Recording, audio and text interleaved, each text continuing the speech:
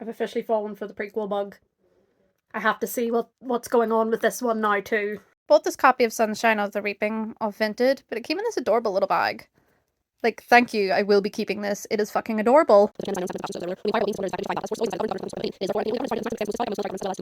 It's actually really uncanny for me that Haymitch's birthday is on the Reaping Day, because I wrote a fan fiction years ago, and I'm talking like years ago, where the Reaping Day was PETA's birthday. Um, it was a potato fanfic though, so good luck finding that. And if you can find that one, well, you get a prize. If you can find it, you get a shout out. I don't know. Of course he brews moonshine. Of course he helps make moonshine. What's this? Irony? What is it? Not poetic. That's not the right word. It's ironic. I think ironic's the right word.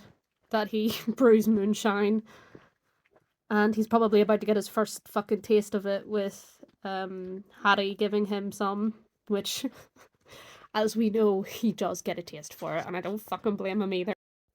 I have to agree, and though I'm not a drinker myself, I'm glad to get the bottle. Oh. I knew about Katniss's dad being in this. Like with the Ballad of Songbirds and Snakes, there's stuff that I know about this book that has been unavoidable, because since it came out, stuff comes out about it. Burdock is an interesting name. Not that I was ever creative. I think I called him Damien or something. Damien, and I called her Mum Rose. So, total creativity there for me. I get loads of points for using my imagination. So it's weird reading Haymitch and Katniss's dad. Interesting that they knew each other, but I'm only at the start, so I don't know where this is going. Okay, so we finally kind of got an answer to what District 12's view on homosexuality is. Kind of more the peacekeepers than anything else. You have to keep it quiet or you get harassed. I always kind of thought of it as in District 12 they minded their own business because they're too busy starving, so why should they give a shit what anyone else is doing with their lives? Um, but I suppose it would make sense at the peacekeepers because they like to use their authority to be assholes. So they'll be like, "Oh, I'm a peacekeeper. I'm in charge. Fuck you and your boyfriend." Blah blah blah blah. It doesn't really say what the citizens' views are, but I do think District 12 is just kind of like, "Bro, we're all starving here. I couldn't give a shit who you're sharing a bed with." Um, but that's interesting because peacekeepers sometimes come from the capital, and I would have thought the capital was like the queer epicenter of Pan Am. Well, damn, Woodbine came and went real fucking quick, didn't he? Fucking hell. I'm surprised that like Haymitch wasn't like immediately raped. I thought it was going to be that he was raped not necessarily organically.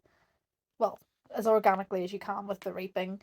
Um I assume he's going to get raped now that Woodbine has a fucking hole in the back of his head, but you know what? Good for him. That's an act of rebellion in itself. Fucked up that he's dead, but he made a statement. Good on you. Never spoke a word. I like you, Woodbine. What insanity just erupted in the last 5 minutes since that boy got shot? What do you mean you just picked a body out of the audience? Can you not pull another name out? I don't understand. Why did she just... Oh my god. And then, she has a writing corp? And we thought Effie was like a capital clown? This woman's insane! I can't believe what just, like, I feel like I've just been fucking waterboarded with that reaping. What the fuck? So Plitchard started as a cameraman. Really obnoxious cameraman, I'll just say that. I know that he's already seeding rebellion because I've seen people make posts about like him been trying to recruit a Mockingjay for years. But like, I know he's playing the capital game because he has to. But my god, if he had gotten in front of me and said, "I need a reaction shot," I'd be like, "You fucker, you motherfucker, no, fuck you." So I know that Luella, because he calls her sweetheart, that Katniss ends up reminding him of her. I remember reading that somewhere. But I'm also already noticing how Maisley would, like, Katniss would remind him of Maisley. Like, she's already talking about, like, utensils and, when Effie said in the original book, I didn't know you guys knew how to use cutlery, Katniss was like, well, fuck you, I'm gonna eat with my hands then. So I'm already like, the sweetheart thing was obviously, that's very obvious, but I'm already seeing,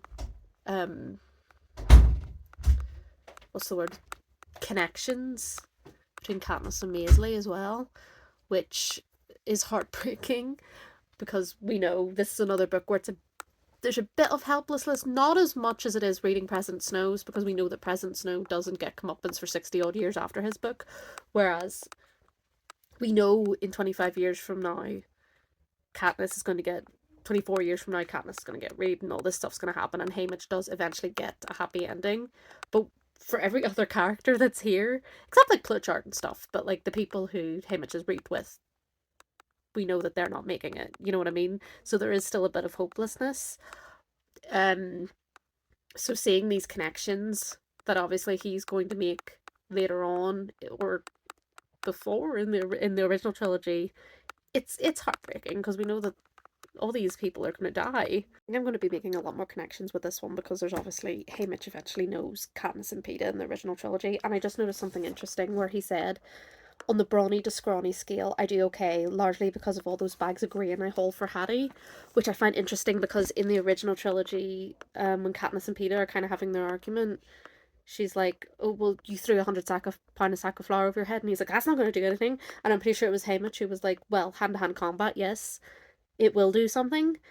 Because I don't think it was Katniss who said that in the book. I think it was Haymitch. Could be wrong. Could be talking absolute shite. But I think it was Haymitch. Because I remember watching the movie and going, why did Katniss say that and not Haymitch? So that's interesting. He was just like, look, kid, it worked for me. It might work for you too. Holy shit, that whole scene with Drusilla and Maisley was insane. She just beat the crap out of her. But I'm not gonna lie, I'm kind of Maisley fucking slapping her was just like, yes, bitch, fucking hit them back, fuck yeah. But it's so chilling what Drusilla says is like, I hope you do win. You've no idea what's in store for you then. You know nothing. Fuck. I mean, like, I know we know that the victors, there's no winners. We know that this is the case, but fuck, it's so chilling to hear that as, like, a threat. Because, like, Finnick hasn't even happened yet. Finnick wins the 65th games, I think. So, like, I'm sure there are other tributes who have been sold off.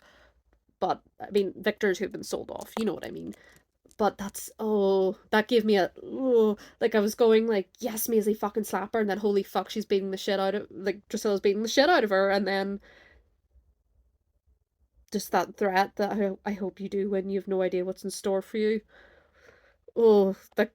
And there's the origin for the Mockingjay pin.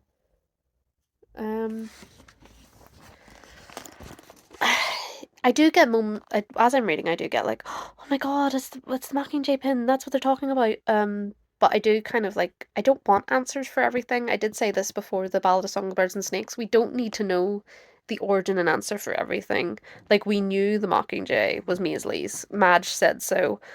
But I did get a bit of a, when it said Maisley's is a Mockingjay. But not everything has to connect up. That's my problem. Is like, not everything has to be like, oh, and then this part. But then I suppose that's real life. Everything does kind of connect up in a way. So maybe I'm the problem. But I won't lie, whenever it said Merrilies featured a hummingbird and Maisley's a mockingjay, I was like, that's the Mockingjay. Damn. Funny thing, I also wrote a fan fiction where I killed a tribute before she got to the arena. She suicided though. She smacked her head against a sink so that she wouldn't have to go into the arena. I have a fair idea of what they do to Luella because I remember seeing something to do with that. I don't know the exact logistics, but I know there's Luella and there's Lulu. So I don't know all the details about that, but I know that they do send someone in to replace Luella. But that was chaos. This is like like the reaping in the train, now the chariot rides. It's all just being waterboarded, like just one thing after another, again and again and again. Okay, I do find it interesting that we're finding out more information about Wirus, but I can't help thinking, and I thought this about kind of like the districts as well. how it would have been interesting to see a different Victor, like someone that we haven't learned anything about. Um, I understand Mags because Mags, Hamish kind of hinted that he knew Mags. Um, but like I don't mind Wirus. Like we don't know, we didn't find out a lot about her in the original trilogy, but I just can't help wondering like there's a lot of missed opportunities for information about victors that we don't know about or districts that we didn't that really didn't get enough attention in the original trilogy. I said this about the Ballad of Songbirds and Snakes as well. Why couldn't Snow have mentored like District 6 or District 9, like someone who we didn't really get a lot of information about? And that's a problem I am finding with this. I feel like there's a lot of missed opportunities to explore territory that we haven't seen. Like I'm not angry. Like I'm not like, oh, why the fuck is it virus? But I do think that there's a missed opportunity to kind of introduce us to more victors that we didn't get introduced to in the original trilogy. BT had a son. He's in the Hunger Games. Oh, it's because of what he did, isn't it? It's because of how he won. Fuck. Shit. Excuse my language, by the way. I've never actually said this. I do swear a lot. But Ampert was reaped because of how BT won, wasn't he? And we know he doesn't make it out. So this is fucked up. This is really fucked up. Oh my god. The way that's answered here, it's not because of what he did in his games, it's because he sabotaged capital communication systems. Fucking hell. That's fucked up. I feel like this plan where they're all allying up to fight against the careers is gonna backfire really badly. Like, I mean, I already know from Catching Fire that it's Hamish and I think the District 1 girl, District 1 or District 2 girl. It's a career girl. So they obviously don't take them all out. And even if they did, then what? I know they're like, oh, we'll have another meeting then. And then it's like, yeah, you're all gonna have to turn on each other then. And there's a whole, you're all gonna be like together. So that's just gonna turn into Bloodbath 2.0. So I don't know if it's the smartest thing in the world. Like, it's nice seeing them all get along. And it was nice seeing Hamish give like his lunch to the District 6 tributes, but it is like this isn't a good idea, guys. Like you are setting yourselves up to end up killing each other. It's I can't see it going well. Flowchart is totally hinting about the games here with the I can't pronounce it. Nepithines?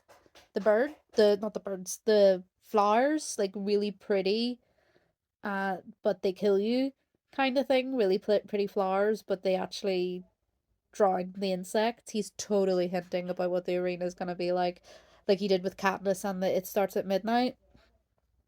God, this man's been working hard. He's been working for years. I mean, at least he got to see it eventually. He got to see his hard work pay off, but oh my god.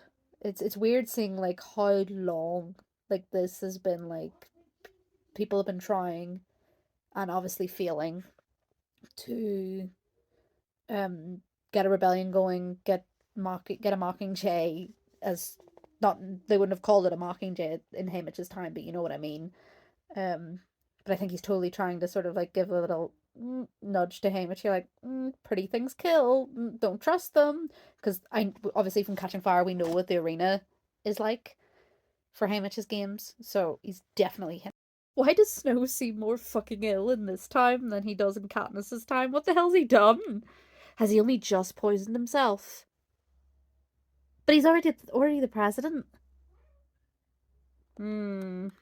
Okay, Snow, don't fucking trauma dump your shit onto my relationship. I am quite happy with Lenore Dove just because you had a bad relationship with Lucy Gay, but Gay? Lucy Gay? Lucy Gray Barrett doesn't mean that you get to judge my relationship. Dick. The Luella thing's so fucked up, guys. It is so fucked up. It is so fucked up. Like I knew that Luella got replaced because I've always seen people talking about Luella and Lulu as two separate people. But oh my god, it is so fucked up. It is so fucked up, and I don't know why I didn't think about this kind of thing being possible, because obviously in the original trilogy they hijack PETA, so they are fully capable of brainwashing people. But to brainwash a child of a traitor and totally like reprogram who she is so she thinks that she's Luella and change her cosmetically, that is so fucked up. That is messed up. And then to be like to Haymitch, you're the only one who knows she's dead, bro. You're gonna have to train her.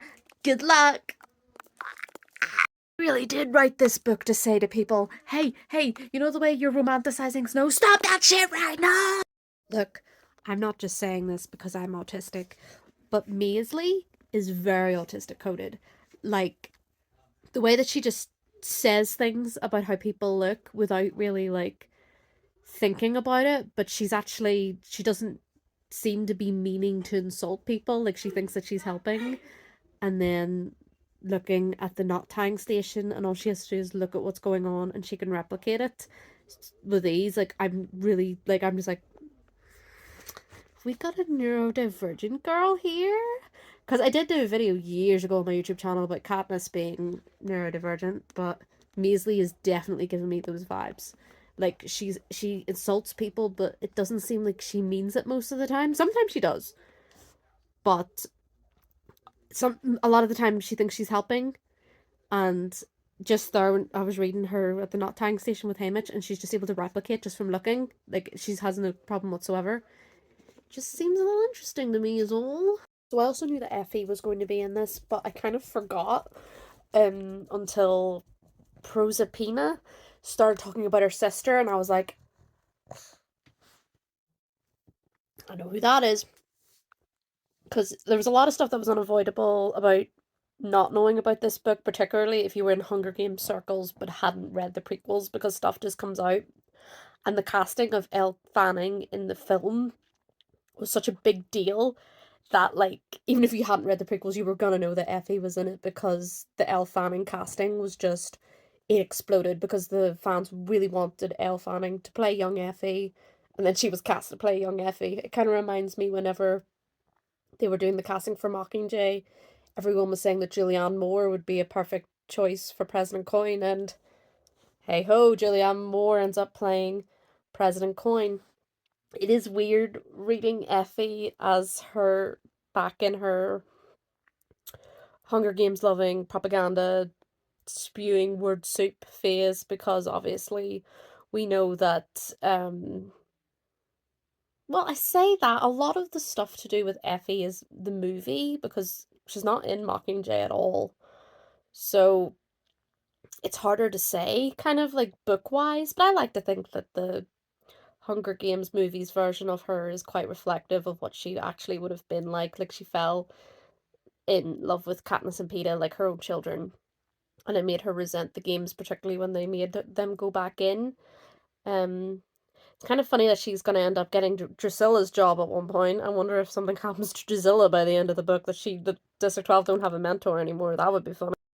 Okay, so we're in the arena now, and the bunny has just died after drinking the same water as Haymitch.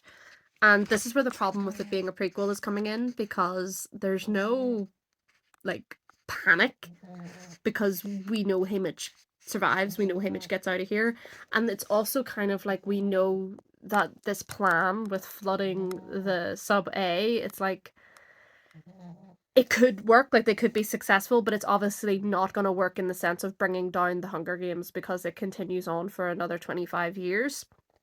So that's kind of like where there's a problem with it being a prequel with characters that we know, and we know where they end up, and we know that that this is the end of it, because we know where the end of it is, and it's still a long way off. So there's no real tension when it comes to Haymitch.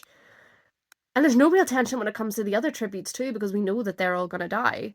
So it is a tricky line to tread with prequels, because obviously if it's a prequel with a character that you know from the original work, then if they're in the original work, then you know that they're going to be alright in the prequel.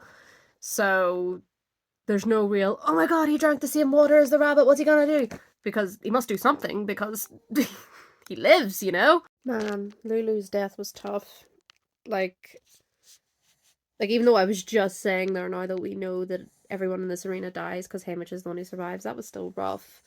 Like, anything that, like, reminded her of District 11 that made, that made them think this sweet girl was from District 11, um, made me sad. Like, the bread, when the bread made her so happy, and then obviously these flowers made her happy, and then they ended up being what? I thought she'd seen a snake. I thought she got excited because she'd seen a snake. But the minute she stuck her head into the flowers, I was like, no, no, that's not good.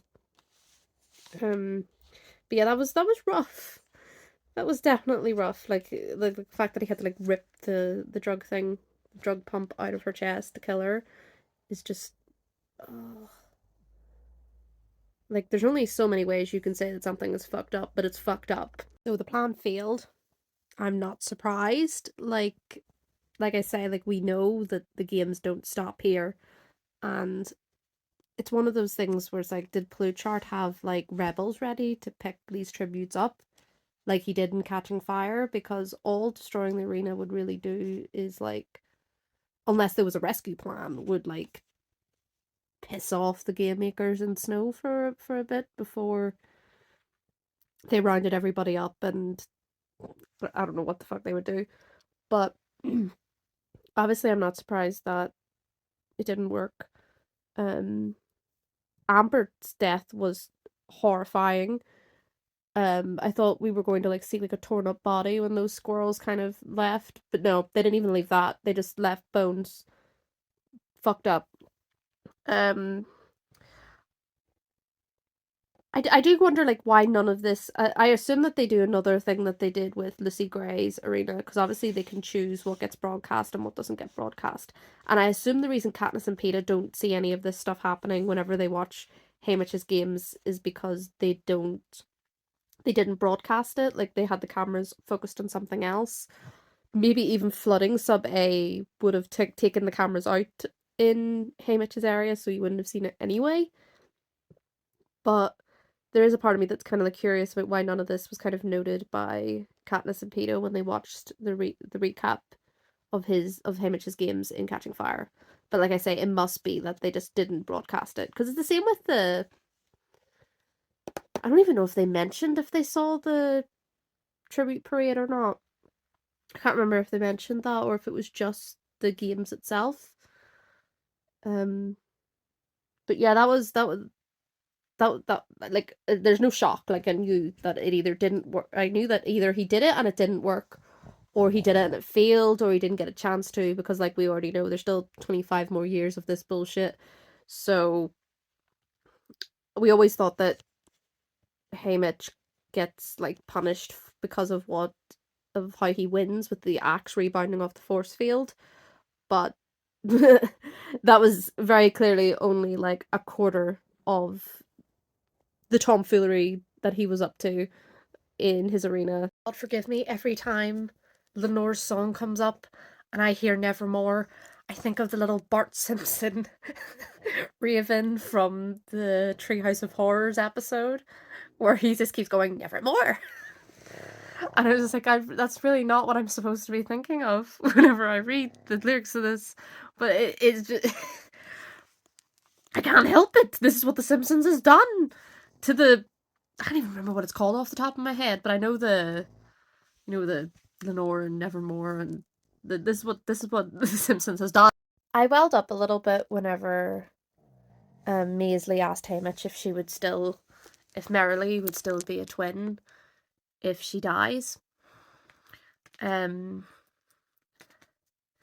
was just, the question took me off guard for one thing, and for another, we kind of know what happens to Merrily. She kind of just becomes depressed, because we know that from Madge. I think Madge tells Katniss, or Katniss knows from Madge or something, but we know that Merrily doesn't take Maisley's death well at all, which, considering they're twins, identical twins, who probably spent their whole lives together, yeah, that's not surprising. So sometimes also whenever there's a helplessness, knowing that all these people are going to die and Haymitch is the only one who's going to get out alive, there's also like because we know how Merrily takes Maisley's death. Maisley doesn't, but we do, and Haymitch will, because Haymitch will see it happen. Probably one of the many, many reasons that he ends up drinking, to be honest. Got another Katniss shout out. Katniss Everdeen, you will always be famous. I mean, it's just like he just left his pack in a patch of Katniss, but it just reading her name made me go, again in lowercase, which was bizarre. But yeah, girl, Katniss Everdeen, you will always be famous. Even haunting the narrative before you're even born. That's iconic. One thing that's confusing me is that we know that Haymitch in the Force Field was broadcast on the Hunger Games because Katniss and Peeta describe seeing it, or Katniss describes her and Peeta seeing it when they watch his recap. Why did the Capitol broadcast it? Because we know now from Sunrise on the Reaping and the Ballad of Songbirds and Snakes that they interfere with broadcasts to like pretend that, so that the audience doesn't see the things they don't want it to see. So why did it show Haymitch realizing that there's a force field, because Katniss saw that? And then I can kind of understand why they had to show the final showdown between him and, I think it's going to be Silka, because like the audience has to know how it ended, and they wouldn't be happy if they didn't get to see how it ended. But I do distinctly remember that Katniss describes seeing Haymitch discover the force field, which, because especially because he was looking at the generator, the Capitol wouldn't have broadcasted that, or from what we understand of them, they wouldn't have broadcasted that. There just seems to be a bit of a plot hole there, just a bit of a confusing, like, why would they do that? When Maisley's just died, again, this was something we knew from Catching Fire. We knew how she died. It was weirdly anticlimactic, but I kind of like that, because not every death is going to be big and dramatic and, you know, the no, stay with me, you can't die, no, and the sobbing and the big dramatic sacrifice or anything like that. That's just not realistic, particularly for something like the Hunger Games where so many people die all the time. That's actually something that I've quite liked about the deaths in Haymitch's games. Yes, they're very evidently being targeted because of him, but they're just happening. Like, Lulu's was a bit dramatic. And I don't mean that as like an insult dramatic. I mean like it was dramatic because he was clutching her and then he didn't want to let her go and he was going to hide with her and not let the hovercraft take her. But the rest of them have been they've been brutal deaths, but there hasn't been time to process them properly because they just keep happening like so quickly. Like his games are going so fast. I think the timelines of the arenas kind of confuse me, but I'm pretty sure Haymitch's is going really fast. Okay, giving Silka the chocolate was really sweet. Like, really sweet. Um, I like when we see the human side of the careers, like with Silka crying, and I can't remember if it's exclusive to the movie or not, but Kato does sort of have a, like, he loses his mind at the end and starts kind of just spouting shit, but he's still just like, I can still take me and Peeta out kind of thing. So he's like, he's lost his mind and he no longer cares if he wins or not. I like seeing those human sides to the careers because it's very easy from the point of view of Haymitch and like Katniss and Peeta and Maisley to see the careers as big bad bastards who train to kill, and they do train to kill. Like there's no denying that, and maybe they're Haymitch is right in the assumption that they're trying to get closer to the capital. But I do think that there's a lot about the careers that we don't know. And if there was ever to be another book, I would love it to be in a careers perspective, not Finnick's. I don't want a book about Finnick. I've said this before. If you're looking for a book about what happened to Finnick, check yourself because we know what happened to him and we don't need that written in a book. But yes, from the perspective of some sort of career, to understand how the process works. Like, where do they train? How do they train? Is their districts equipped for like academy training? I've always believed that there's an academy, but that's just me. That's just my presumption. But then again, I also don't like getting answers as well because then it kind of ruins the kind of illusion that I've had of what the careers are like. But I would like to see more about from a careers perspective because they are District 2. Whether like they like it or not, they are district as well. So it's a matter of like what is it like in their districts growing up? And why do they swallow the propaganda? Do they swallow the propaganda? Are they doing just what's expected of them? I really want to know. I'm really curious about that. Fuck's sake, there was nearly a sweet moment with Effie, and then she had to fucking open her mouth again. They really are for the greater good, the Hunger Games. Bitch. Fucking hell, I'm surprised Katniss didn't find out that Peeta lost his leg because the audience were fucking shouting for it. What the fuck? Fucking wanting him to show his scar. What? Oh. Ugh. Okay, so it's acknowledged that it's weird that they showed the force field, so I don't feel as crazy for wondering why they did that, but pretty much what Katniss and Peeta saw was a total lie anyway, because they edited the whole thing to change it, which I'm not surprised that they did. I'm not sure why I didn't consider that, because I was thinking, well, surely they saw it live, but like they're so vapid and empty-headed that they will so easily accept what they see in the recap as what happened. So basically what Katniss and Peeta saw was a lie anyway. I love Suzanne Collins, but I don't think that that was intentional when she wrote it all the way back Catching Fire, because it took her so long to write Sunrise on the Reaping. I can't I don't believe it was in the works whenever she wrote Catching Fire. But good for her for being able to like spin a good narrative and make it believable. I'm scared because it's fucking miserable. Having Haymitch admit that Snow lands on top and Snow just being like, enjoy your homecoming, and it's like I know by the time of Katniss and Peeta's time in the games, Haymitch has no one. So I can pretty fairly guess what's gonna happen, but still, it's bone chilling. It is so jarring seeing the word raped in the Hunger Games. Uh I'm pretty sure this is the first time I've ever seen that word, like murder and death and killing. It's been like thrown around, tortured. But I don't think I've ever seen raped before. And just that, the acknowledgement of that as a possibility, just seeing it so bare and laid out on the page was quite jarring.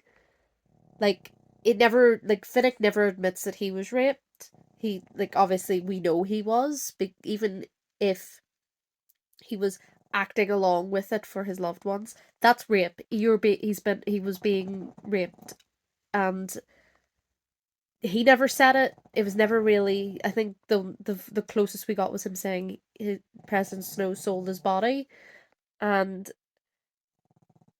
just seeing it there, just totally like it makes it real, if you know what I mean. Like, oh, this is also a very real consequence that can happen, because for some there's something more harrowing and personal and destructive and just invasive and terrifying about rape in comparison to murder, which is, I suppose, kind of strange because murder, you're dead. Um, but I think you guys know what I mean. And just when Hamish thought that word, I was just like, fuck, like it was so jarring, so jarring.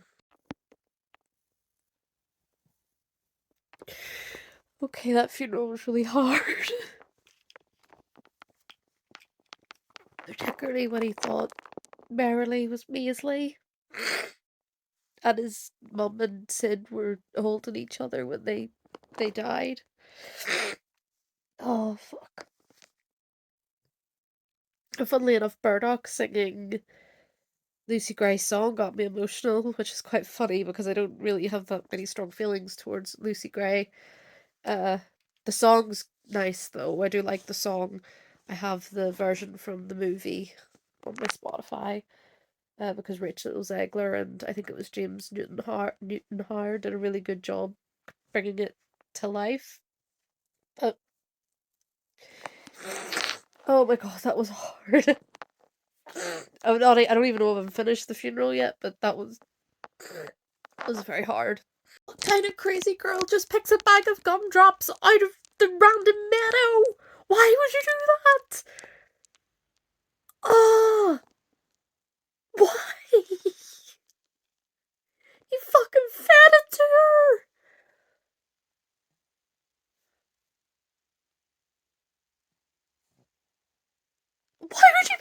fucking gumdrops up in the middle of a fucking meadow. Why would you do that? Well, my head hurts. I just did a lot of crying. Yeah, that was a rough ending. Even the prologue, even though it's bittersweet, it was hard to read. I don't know what I expected because I knew Katniss and Peeta were gonna appear. And I think I remembered something about Katniss giving him geese eggs because we know that he tends to geese from the epilogue in Mockingjay. But yeah, that was hard. Oh, that was a ride. I only got the book yesterday and I finished it. There was actually an interview at the end of this copy of the book with Suzanne Collins, and she explained some things about how she had to work around the things that she had said happened in Haymitch's time with Catching Fire and Mockingjay. So it was nice having that kind of those concerns like validated. Like she took that into consideration when she was writing it, because obviously, as you've known from these reactions, that I've been I was wondering about that, like about what Katniss and Peeta saw on the train in comparison to what was actually happening and why the Capitol showed what they showed, etc.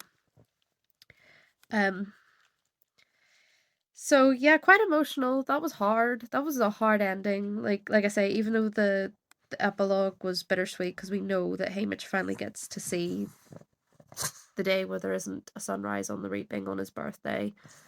The bit before that was very hard, like with losing his family, losing Lenore, and then just watching him descend into his depression and pushing everybody away and hitting Astrid in the face with a rock. It was a lot. And then just like he helped to contribute to their little memory book that they were doing, and he started telling them about all their memories and things like that. So like Peeta will probably draw all the stuff that like he'll draw Maisley and Burdock and everything, and he'll be in the book. And Katniss will get to know more about her dad. Oh, it's just a lot. And I was right that Effie took over from Drusilla because she fell and broke her hip. Oh no. I'm so worried about her. Even though like it does take when Katniss and Peeta win and then have to go in again for Effie to finally give her head a wobble, she does seem to be kinder to the tributes. It was actually mentioned in the interview with Suzanne, and I think it was her publisher or her agent the interview was with. She explains that Drusilla was alive during the Dark Days, and she has a lot of venom and animosity towards the tributes because of that, because she remembers what the rebels did in the city, which, okay, I can kind of understand, but also she's still, I don't like her. She's still a bitch. That doesn't excuse you beating the shit out of a 16-year-old girl, you know? So, and then Effie was born a few decades later, so she is more, she's doing it out of patriotic duty. This is what she believes it has to be done to remember what happened, but she is kinder towards the tributes as a result because she doesn't remember the Dark Days. She wasn't alive during the Dark Days. So, the interview at the end of this book was actually quite interesting. I don't know if it's in all copies because it says Waterstone's exclusive editions. Maybe that's what it is. And it didn't even click with me that Clark Carmine was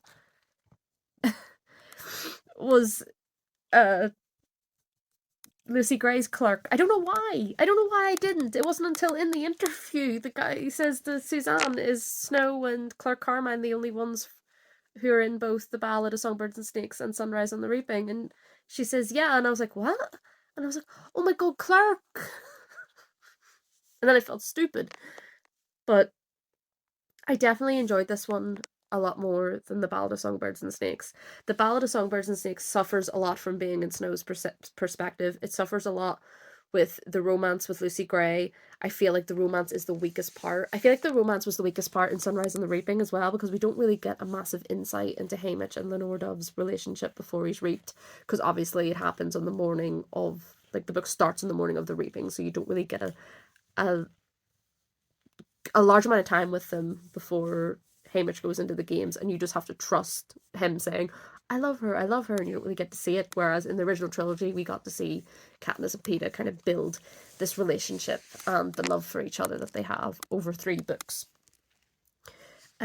So I feel like if she had more, like, if it was a series, it probably would have been better, or if there was more time to kind of develop the love. But for me, the love and relationships was the weakest part of both of these prequels. But that's not to say that I think that it's weak. I could take or leave The Ballad of Songbirds and Snakes. I don't have that strong of an opinion of it, but I did enjoy Sunrise on the Reaping.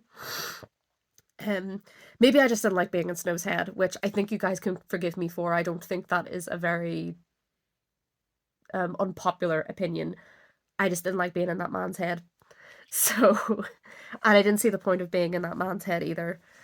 That she mentioned something about writing The Ballad of Songbirds and Snakes to address the question of nature and nurture or something like that. And if you're really evil from the beginning, and it was a bit like, all she accidentally did was make people romanticize Snow. Which I'm still seeing fucking thirst traps, by the way, because I'm posting more Hunger Games content. I'm getting more thirst traps for Tom Blythe as President Snow. And not Tom Blythe, it's Tom Blythe as President Snow. So they're thirst trapping President Snow, which I don't forgive any of y'all who are doing that. Y'all suck. Whoever's doing that for romanticizing President Snow, stop it. That was a rough ending. That was hard. So I think I might go and see the movie for this one. And potentially because Jennifer Lawrence and Josh Hutcherson might be in it. But also I'm more inclined to see this one than I am to see The Ballad of Songbirds and Snakes, because again, I can't with President Snow. I just can't. It's as easy as that. But we'll see. I'll maybe combine the videos that I do where I go deeper. I'll combine it on The Ballad of Songbirds and Snakes and Sunrise on the Reaping, because I didn't expect to get through Sunrise on the Reaping so quick. So the deeper analysis video that I do, I might do on both of them. And then I'll post it to my YouTube and let you guys know when that's been uploaded and things. But I've also started a sub-channel where I've been, like, uploading Hunger Games edits. So you can follow me there. I think I'm going to change the name to Erin Edits. So by the time this goes up, it'll probably be called Erin Edits. And there will be potato content that's Peeta and Kato, so prepare yourselves for that. But there's plenty of Everlark and just a lot of Peeta shilling, because I love Peeta. Favorite fictional character of all time. So, but yeah, really enjoyed Sunrise on the Reaping. Emotional gauntlet, but I enjoyed it.